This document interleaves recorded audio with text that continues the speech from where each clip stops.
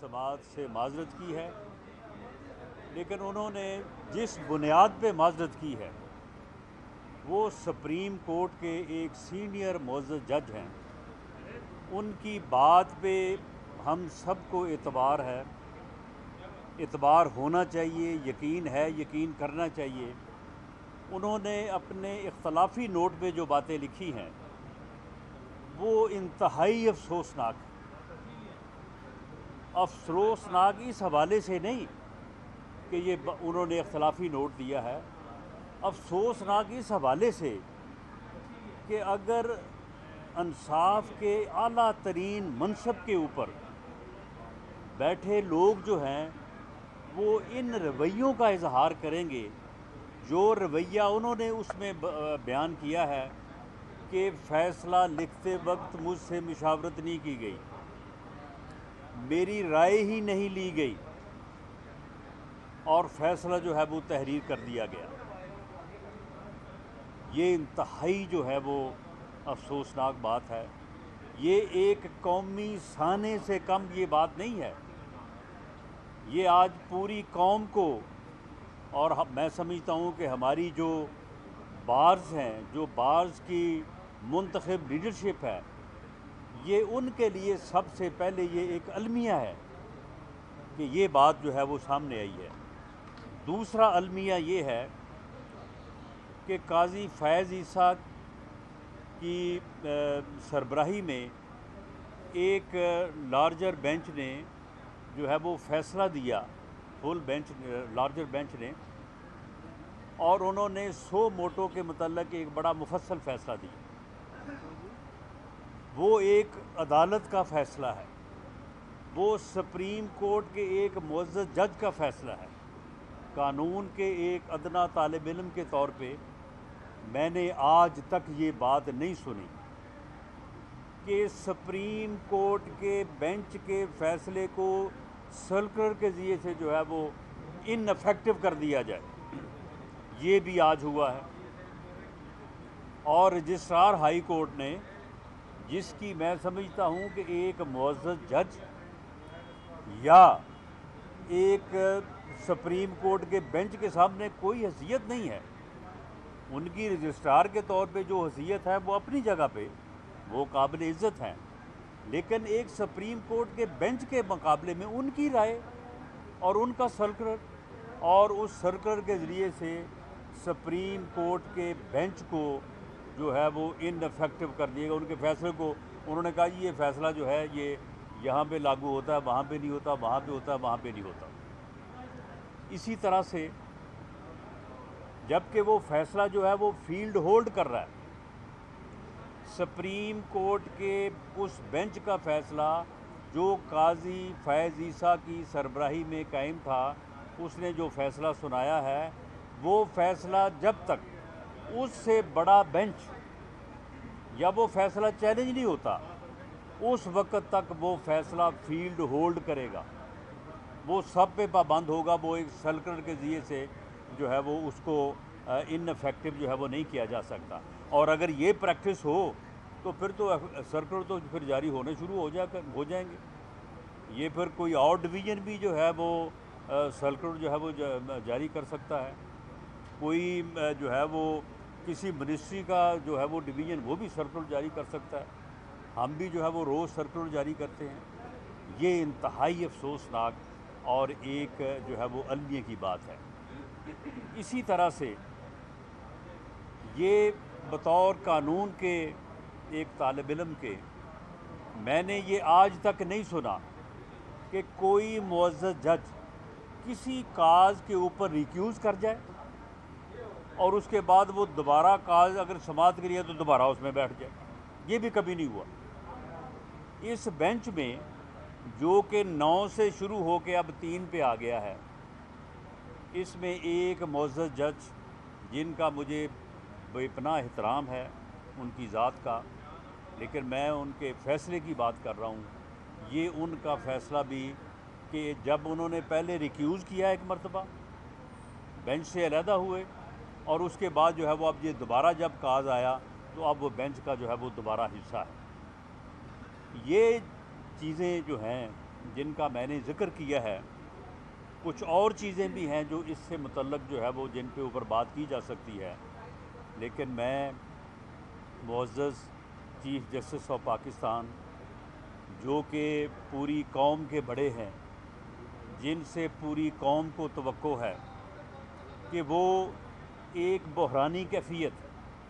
جو ایک فرد واحد نے جو فتنہ ہے، اس فتنے نے 10 سال محنت کی ہے، 2014 سے وہ شروع ہوا ہے اور یہ 2023 میں آ کے اس فتنے نے ملک کو اس جو ہے وہ نہج پہ لا کے کھڑا کر دیا ہے۔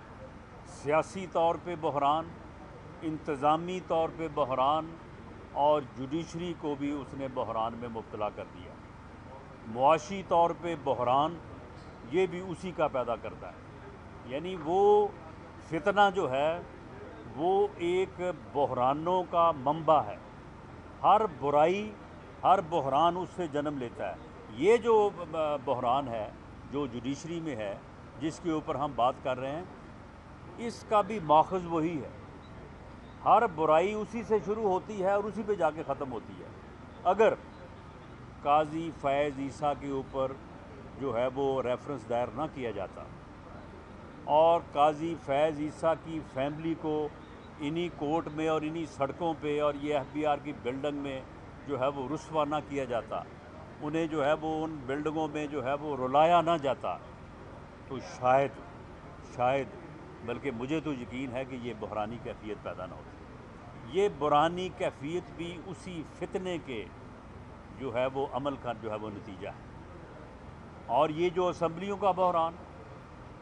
یہ بھی اس نے توڑی ہے۔ میں چیف جسٹس آف پاکستان سے یہ اپیل کروں گا کہ اب اس بات کا جائزہ لینا ضروری ہو گیا ہے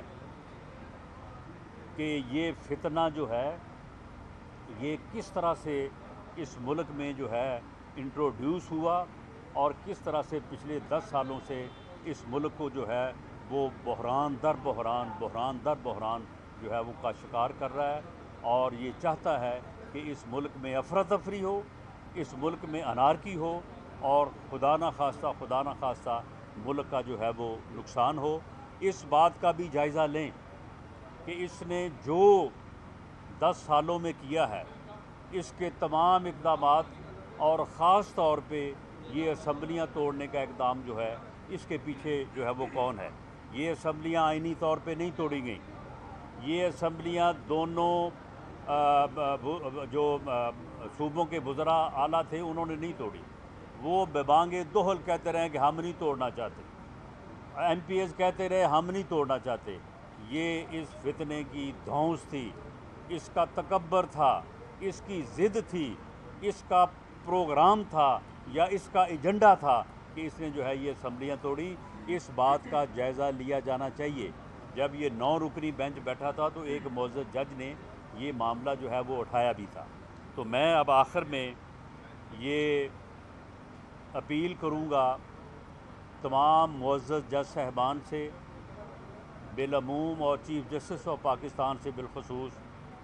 ماشاءاللہ وہ بہت سمجھدار، بڑے بیلنسڈ، بڑے دانا انسان ہیں، کہ انصاف ہونا نہیں چاہیے، انصاف ہوتا نظر آنا چاہیے۔ یہ آپ ہی کا بنایا ہوا جو ہے یہ قول ہے، ان معزز عدالتوں میں بیٹھے ہوئے بڑوں کا بنایا ہوا قول ہے۔ ایسی صورتحال میں اب اگر فل بینچ بیٹھ کے اس معاملے کو ڈیسائیڈ نہیں کرے گا، انصاف تو شاید ہو، میں توقع کرتا ہوں کہ آپ انصاف ہی کریں گے، لیکن انصاف ہوتا نظر نہیں آئے گا۔ اور قوم کو اگر اس مرحلے پہ انصاف ہوتا نظر نہ آیا تو یہ ملک افراتفری اور انارکی کا شکار ہو جائے گا۔ جو اس فتنے کا ایجنڈا ہے وہ پورا ہو جائے گا۔ آپ اس کا حصہ نہ بنیں، آپ قوم کو انارکی کی طرف نہ دھکیلیں۔ آپ یا تو فل بینچ بنائیں اور اس معاملے کو جو ہے وہ اس طرح سے ڈیسائیڈ کریں کہ یہ تمام سٹیک ہولڈرز کو، تمام فریقین کو، جو بھی اس سے متعلق ہیں، ان سب کے لیے ون ون پوزیشن ہو، سب کا اس کے اوپر کنسنسس ہو.